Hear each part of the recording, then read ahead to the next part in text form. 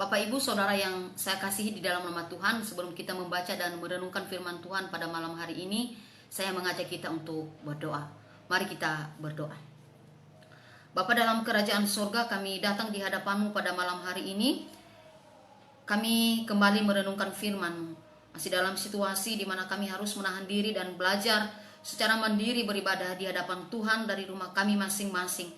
Kami membutuhkan kekuatan dan pertolongan dari Tuhan. Kami membutuhkan sapaan-Mu yang bisa menguatkan kami dan meneguhkan kami, serta memberikan kami semangat untuk menghadapi situasi ini.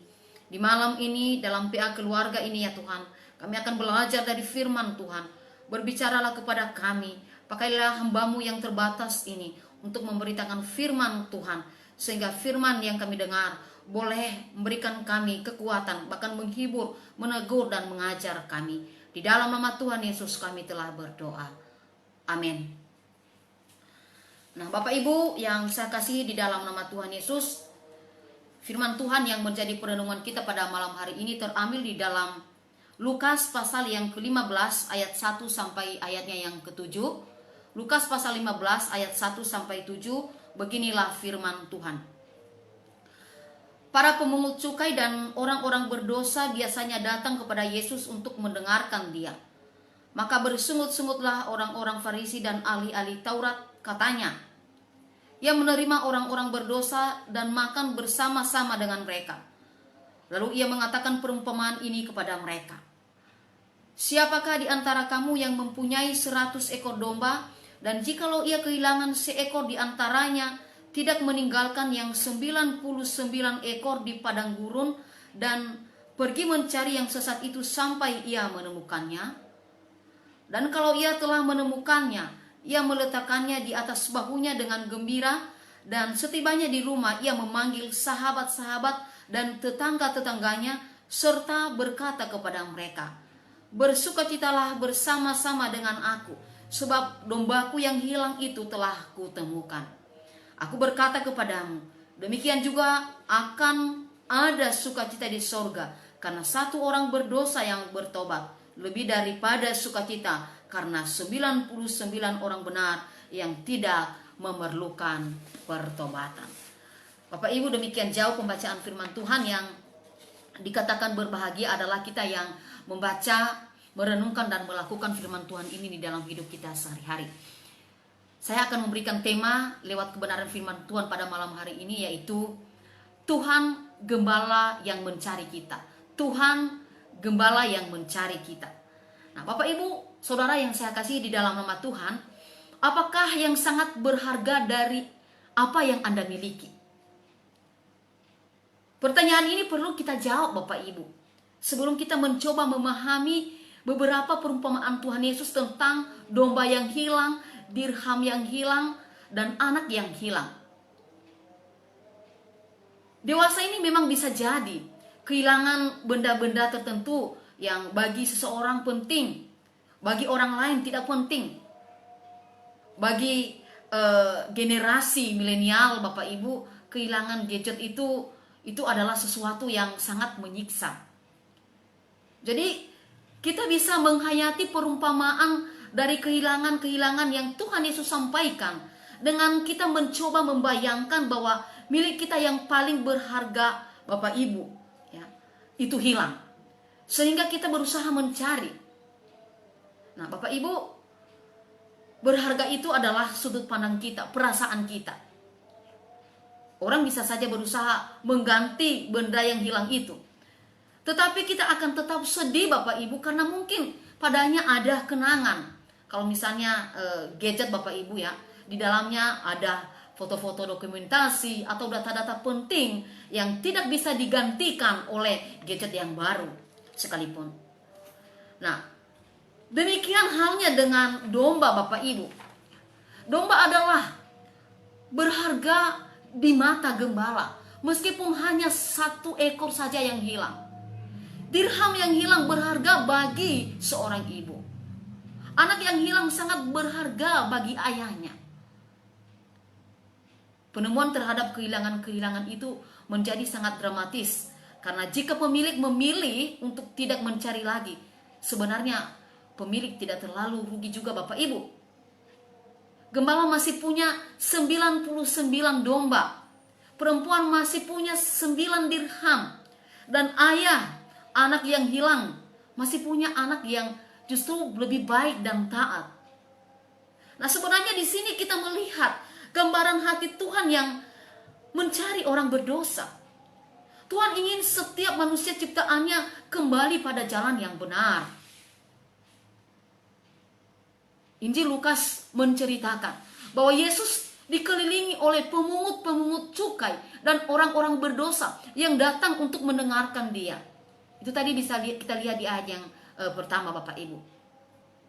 Lalu kemudian ketika orang-orang Farisi dan ahli-ahli Taurat melihat itu, maka mereka memandang bahwa hal itu adalah hal yang hina. Dan mereka mulai bersungut-sungut dengan mengatakan, Bapak Ibu, yang menerima orang-orang berdosa dan makan bersama-sama dengan mereka. Itu juga kita bisa melihat tadi di ayat yang kedua.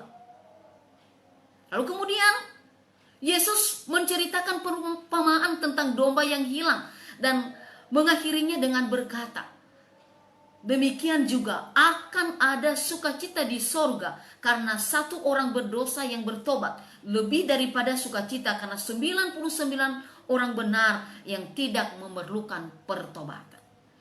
Yesus membandingkan pemungut cukai dan orang-orang yang tidak bermoral dengan seekor domba yang hilang.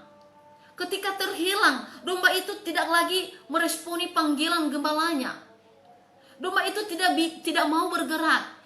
Ketika gembala menemukan dombanya, dia harus mengangkat domba itu, meletakkan di bahunya dan membawanya ke kawanan dombanya. Bapak Ibu, pemungut-pemungut cukai adalah orang-orang Yahudi yang bekerja pada pemerintah Romawi pada saat itu. Mereka itu dianggap pengkhianat oleh orang-orang yang mengasingkan mereka dari masyarakat. Mereka digolongkan sama dengan orang-orang yang terbuang secara moral. Seorang Yahudi, Bapak Ibu, tidak akan ada yang mau berhubungan dengan orang-orang seperti ini. Dan khususnya tidak mau bersama-sama dalam persekutuan semeja. Maka rintangan-rintangan di antara orang Yahudi dan orang-orang berdosa telah ditanamkan. Tetapi rintangan itu tidak dapat mencegah Yesus untuk mengajarkan pesan keselamatan kepada orang-orang yang terbuang itu. Yesus mencoba menjembatani jarak tersebut dan membawa orang berdosa kembali kepada Allah. Bapak Ibu, saudara yang saya kasih di dalam nama Tuhan, Allah lebih bersukacita karena satu orang dari orang-orang yang terbuang itu bertobat daripada 99 orang yang tidak memerlukan pertobatan. Itu tadi di ayat yang ke-7, Bapak Ibu. Dia sungguh-sungguh tertarik di dalam keselamatan orang-orang berdosa. Sebagai seorang gembala, dia mencari orang yang tidak dapat berbuat apapun juga bagi dirinya sendiri. Allah lah yang pergi kepada manusia, bukan manusia yang datang kepada Allah. Dalam hal ini kekristenan berbeda dengan agama-agama lain di dunia ini, Bapak Ibu. Allah menemukan manusia yang terhilang di dalam dosa. Ketika Allah menemukan dia, dikatakan surga bersukacita. Tentu saja ada sukacita atas mereka yang melakukan kehendak Allah. Tetapi ketika seorang berdosa berbalik kepada Allah dalam pertobatan dan iman, inilah saat untuk merayakan bersama-sama. Anak Allah yang terhilang telah ditemukan. Bapak Ibu, saudara yang saya kasih di dalam nama Tuhan, Tuhan akan melakukan usaha-usaha yang diperlukan untuk membawa kita kembali taat dan dekat kepadanya. Ketika kita mulai menjauh dari kawanan domba-dombanya, meninggalkan dia, mencari jalan kita sendiri, ia akan mencari kita, termasuk kalau perlu mendisiplinkan kita. Bapak Ibu, ada seorang gembala yang memiliki beberapa puluh ekor domba. Lalu kawanan domba ini selalu dibawa ke hamparan padang rumput miliknya di kaki gunung. Dan di padang rumput ini, Bapak Ibu, setiap hari sang gembala menggiring domba-dombanya sehingga bisa merumput ya sepuasnya mulai dari pagi hari sampai sore. Kemudian kalau sudah sore hari, domba-domba itu digiring kembali ke kandang Bapak Ibu, karena kandang itu dekat dengan padang rumput, dan karena letak padang rumput itu juga dekat sekali juga dengan hutan, dan di sana banyak sekali juga binatang buas, dan itu juga sebuah ancaman bagi domba-domba yang melewati itu Bapak Ibu. Di antara kawanan domba itu Bapak Ibu, ada satu ekor domba yang sangat nakal. Ya. Domba ini suka memberontak, domba ini susah diatur, domba ini suka mencari jalan. Ya. Bagaimana supaya dia bisa melompati pagar, dan dia mencari pagar yang rusak, yang terbuka, lalu dia keluar sambil berlari ke hutan Bapak Ibu. Akibat dari perbuatannya ini, sang gembala itu khawatir. Kemudian dia mencari domba yang nakal ini ke hutan. Sebenarnya dalam hatinya dia juga takut Bapak Ibu. Tetapi mau tidak mau, ya, sebagai seorang gembala, dia harus mencari daripada si domba ini. Ketika dia menemukannya, dia bawa kembali ke kawanan domba yang banyak itu. Dan itu sudah berulang-ulang kali dilakukan oleh gembala ini. Dan sang gembala pun lelah Bapak Ibu, karena kenakalan dari dombanya ini. Ia mencari cara agar domba si nakal ini tidak lagi nakal. Suatu ketika saat ia sedang menggembalakan dombanya, sang gembala tertidur Bapak Ibu, dan ia pun bermimpi. Mimpinya aneh Bapak Ibu. Dia didatangi oleh seorang bapak tua, dan kemudian bapak tua ini mencoba menasihatinya. Bapak tua ini ngomong, kalau kamu ya mau dombamu tidak nakal kembali, maka patahkanlah kakinya. Lalu kemudian bapak itu menghina sang gembala. Nasihat itu kemudian diingat terus oleh sang gembala, dan sang gembala ini kemudian mengikuti apa yang disampaikan oleh bapak tua ini. Dengan sedih hati Bapak Ibu, sang gembala mengikuti nasihat itu, dan kemudian dia mematahkan kaki dari si domba nakal ini. Ketika dia mematahkan kaki si domba ini, ya, hati sang gembala sangat pilu, sedih. Dia tahu bahwa sebenarnya domba ini juga merasakan rasa sakit yang sangat. Tetapi ia melakukannya itu untuk kebaikan. Dia menginginkan supaya domba ini menjadi lebih baik.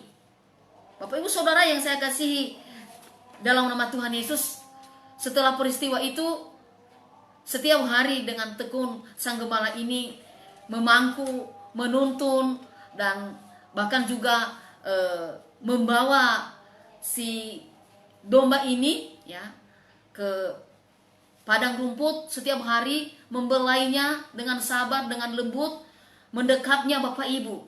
Sehingga dari segi perhatiannya, gembala ini sangat memperhatikan si domba ini. Dia membalut luka, membersihkan bulu-bulunya. Bapak Ibu Saudara yang dikasih oleh Tuhan, hubungan antara gembala dan domba ini terjalin Bapak Ibu. Si domba yang nakal tadi begitu menikmati belayan kasih sayang dan kelembutan daripada sang gembala. Ia begitu senang karena setiap hari sang gembala mendekapnya dan membelainya. Dan setelah dirawat beberapa bulan Bapak Ibu, si domba nakal ini pulih dari lukanya, dan keajaiban pun terjadi seiring dengan kesembuhan si domba nakal ini.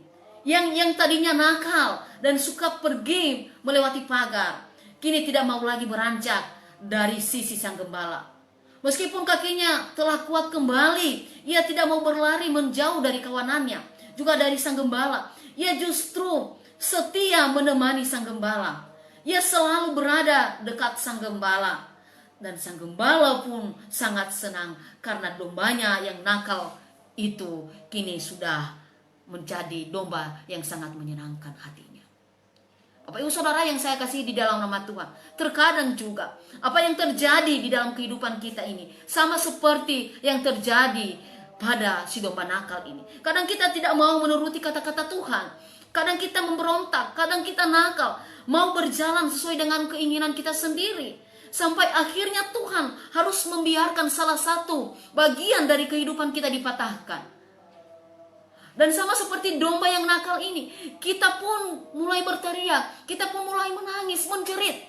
Tetapi percayalah bahwa sebenarnya Tuhan tidak membiarkan kita menangis sendirian.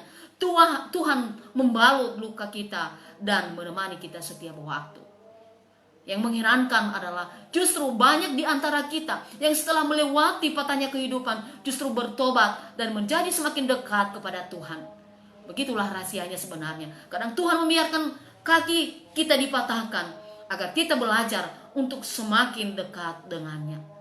Bapak Ibu Saudara yang saya kasihi di dalam nama Tuhan, situasi kita saat ini, kita diumpamakan seperti kaki kita dipatahkan.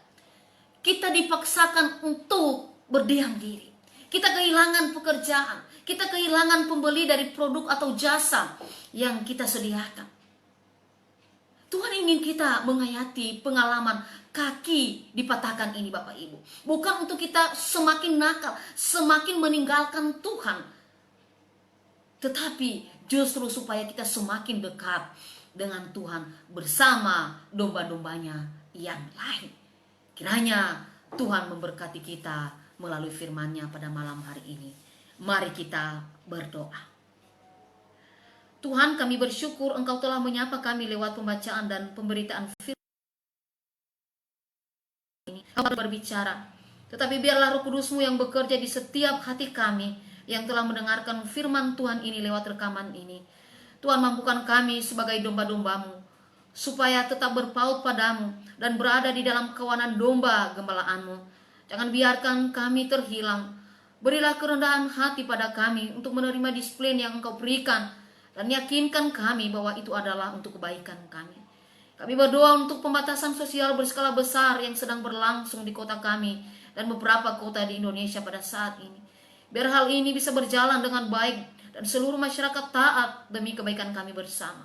Berkati seluruh jemaat-Mu dalam segala kesulitan yang ditimbulkan oleh situasi wabah ini, sehingga mereka bisa menghadapi dan mengatasi dengan terus bersandar kepada Tuhan. Bukalah jalan atas setiap kesulitan yang sedang kami hadapi pada saat ini.